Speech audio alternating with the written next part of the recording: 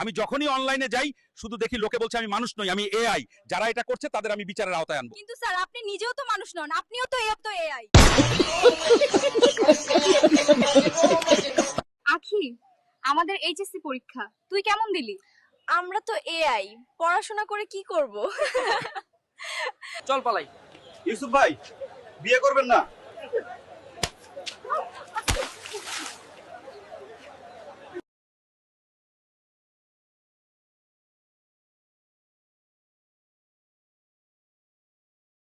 চাচা, আপনি তো সাপুরে, আপনি সাপ ধরেন, কিন্তু আপনি ইডেন কলেজে কেন এসেছেন? আমার ভাইপো বললো ইডেন কলেজে নাকি অনেক নাগিন ঢুকেছে, তাই ধরতে এসেছি।